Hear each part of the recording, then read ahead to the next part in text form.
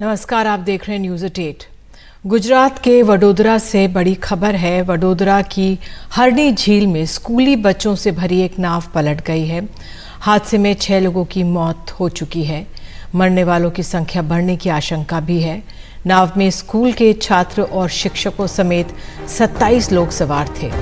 गुजरात के स्वास्थ्य मंत्री के मुताबिक 10 लोगों को बचा लिया गया है। गुजरात के मुख्यमंत्री भी वडोदरा पहुंच रहे हैं।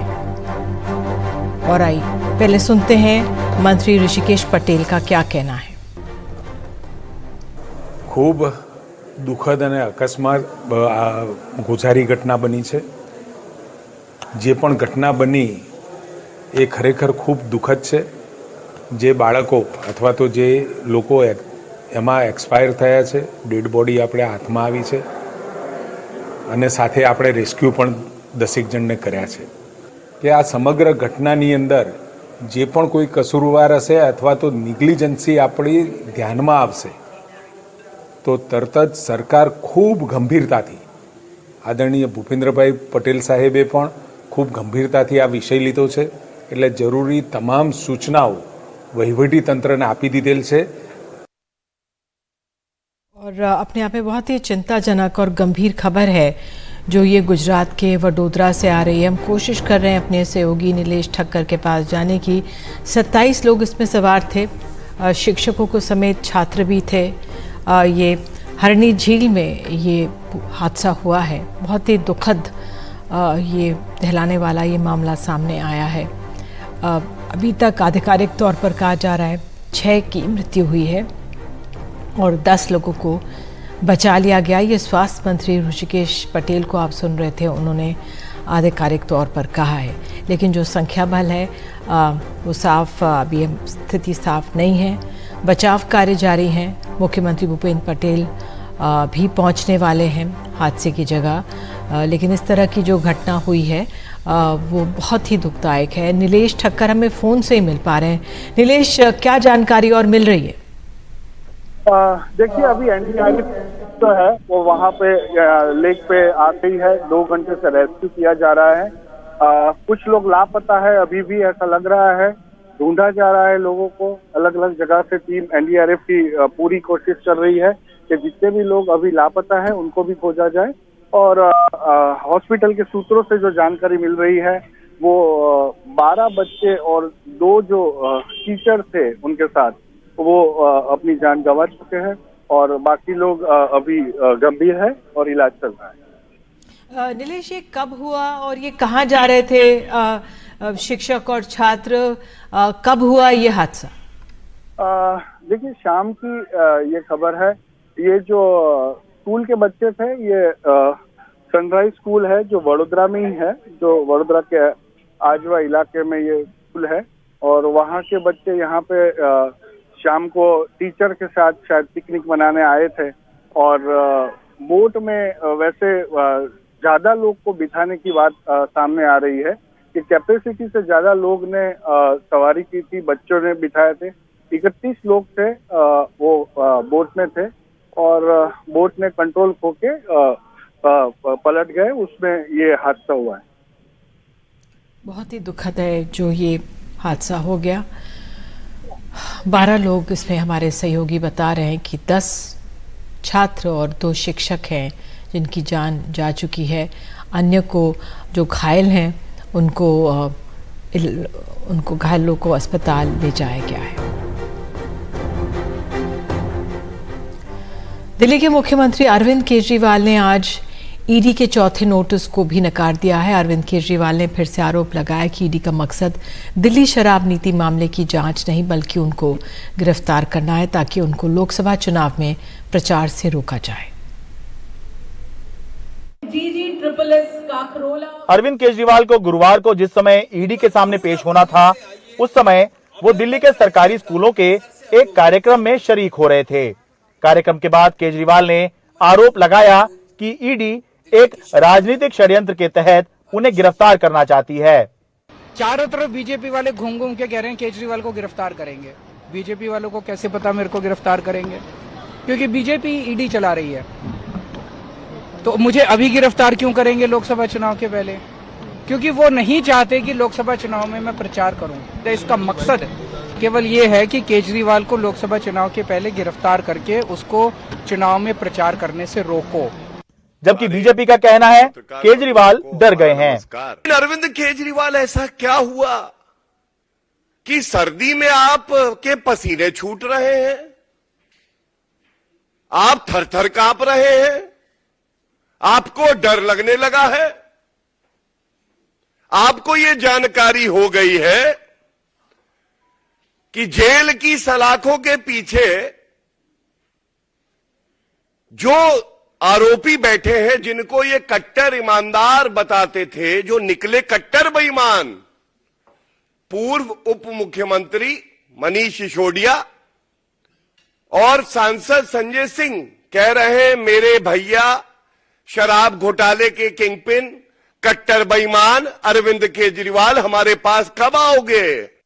दिल्ली शराब नीति मामले में पूछताछ के लिए ईडी ने 18 और 19 जनवरी को केजरीवाल को पूछताछ के लिए चौथी बार समन भेजा था, जिसको केजरीवाल ने नकार दिया। केजरीवाल का 18 से 20 जनवरी तक गोवा में पूर्व निर्धारित कार्यक्रम भी है। सवाल ये उठ रहे हैं कि ऐसा कब तक चलेगा कि ईडी अरविंद केजरीवाल को समन भेजती रहेगी और अरविंद केजरीवाल उसे गैर कानूनी बताकर नकारते रहेंगे। तो जवाब ईडी के पास ही छुपा है, क्योंकि ईडी की कार्रवाई के ऊपर ही सब कुछ आधारित है। दिल्ली से मैं शरद शर्मा, एनडीटीवी इंडिया। केंद्रीय मंत्री किरण रिजिजू ने एनडीटीवी से खास बातचीत में कांग्रेस नेता राहुल गांधी पर जमकर निशाना साधा। उन्होंने कहा है कि राहुल गांधी लोगों आशावादी नहीं है, सकारात्मक नहीं, इसलिए कांग्रेस के युवा नेता कांग्रेस छोड़कर जा रहे हैं। If you have hope, then it generates lots of positive activities. Rahul Gandhi doesn't have hope. That is the biggest issue. Now, how do you generate hope? Through positive talks, through visions. You have certain plan for the future. Rahul Gandhi has no hope, or he offers no hope, because he doesn't have any plan for the future. He is extremely negative.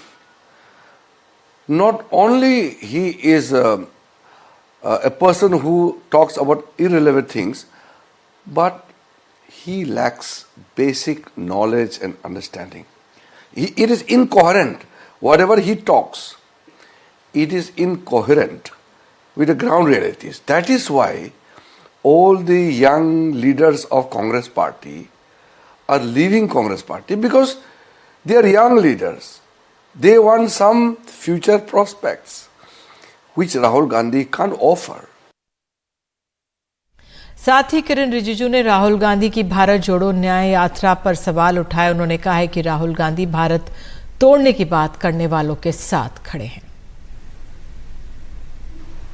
Those group of people in JNU or elsewhere who speaks about bifurcation of Northeast from India, those people who propagate the idea of separatism in Kashmir and Northeast and elsewhere, Rahul Gandhi stands with them.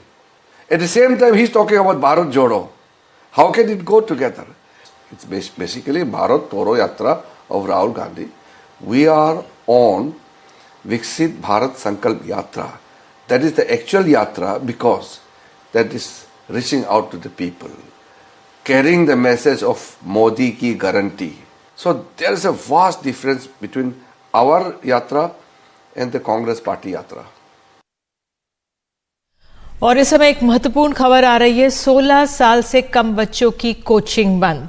Coaching संस्थानों के लिए guidelines जारी कर दी गई हैं। शिक्षा मंत्रालय का बड़ा फैसला आया है। आइए सीधे चलते अपने सहयोगी परिमल कुमार के पास। परिमल, जरा बताइए क्यों ये फैसला लिया गया है। हाल में हमने देखा था कितने सुसाइड्स भी हो रहे थे और लगातार ये आंकड़े बढ़े भी हैं। क्या ये कारण हो सकता है? सबसे बड़ी वजह यही है कि सुसाइड के जो मामले इस बीच में हमने देखी कि बहुत ज्यादा तादाद में हो रहे थे और अलग अलग जगहों से खबरें आ रही थी। और इसमें ये कहा गया है सीधे तौर पे एजुकेशन मिनिस्ट्री की तरफ से, जो डिपार्टमेंट ऑफ हायर एजुकेशन है, उसने ये कहा है कि इससे दबाव वाली स्थिति पैदा होती है और बच्चों के मन में, और सुसाइड की बात भी इसमें कही गई है कि जिस तरीके से सुसाइड की घटना बढ़ी और कई परिवारों के जो प्रीसियस लाइफ हैं वो चले जाते हैं। साथ में इसमें यह भी कहा गया है कि फायर इंसिडेंसेस और बाकी चीजें भी देखी गई है कोचिंग संस्थानों में। तो एक guideline for regulation coaching centre की जरूरत थी और इसी वजह से ये गाइडलाइन जो है वो बनाई गई है। बहुत डिटेल में ये चीजें कही गई है, जिसमें ये देखा गया कि बहुत सारी चीजों को जोड़ के ये गाइडलाइन जो तैयार की गई है। ये कॉपी तमाम जो प्रिंसिपल सेक्रेटरी है स्टेट्स के, यूटीज के, उनको भेजा गया है। होम एमएचए जो है उसको भी इसमें मार्क किया गया है और साथ में इस गाइडलाइन को लेकर एक विस्तृत रिपोर्ट जो है, करीब 14 पन्नों की रिपोर्ट में ये चीजें दी गई है। लेकिन जो सबसे अहम बात है, जो आपने भी कही कि सुसाइड की जो घटना बढ़ रही थी उसके बाद इसकी जरूरत पड़ी और लगा कि इस तरीके की गाइडलाइन आनी चाहिए, जिसके बाद ये गाइडलाइन एजुकेशन मिनिस्ट्री ने जारी की है। बिल्कुल, बहुत बहुत धन्यवाद परिमल इस जानकारी के लिए। तो जो कोचिंग संस्थान है वहाँ पर 16 साल से कम बच्चों की कोचिंग बंद हो गई है। ये एक तरह से सीधे संदेश है कोचिंग इंस्टीट्यूट्स को भी, माता पिता को भी, क्योंकि जिस तरह से सुसाइड्स की घटनाएं बढ़ी थी, आंकड़े बहुत वाकई में चिंताजनक हम सबके सामने आ गए थे, तो ये फैसला लिया गया है। बहरहाल एक छोटा सा हम लोग ब्रेक ले रहे हैं, ब्रेक के बाद तुरंत लौटेंगे, बने रहिए हमारे साथ।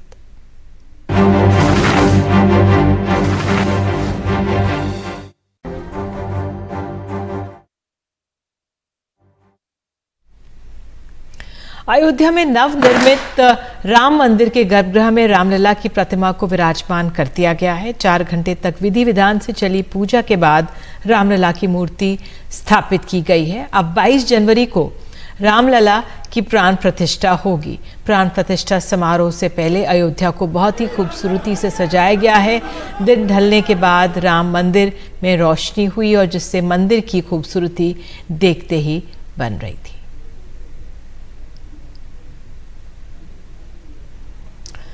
और अब एक खास खबर फिल्मी कहानियों की याद दिलाती एक दिलचस्प खबर है। यूपी पुलिस मथुरा में पल पल के एक आरोपी को जेल से अदालत में पेशी के लिए ले गई थी। और आपको बता दें अनिल नाम के इस कैदी के साथ 3 पुलिस वाले थे। पुलिस वालों को कतई अंदाजा नहीं था कि लौटते समय उनके साथ ये दुर्घटना हो जाएगी। डबचिक के पास कैदी की पत्नी अचानक स्कूटी लिए प्रकट हुई और अपने पति को लेकर फरार हो गई। तीनों पुलिस वालों के खिलाफ अब लापरवाही को लेकर कार्रवाई हो रही है। फरार आरोपी की तलाश में कई टीमें बनाई गई हैं। उनकी पत्नी की खोज भी हो रही है।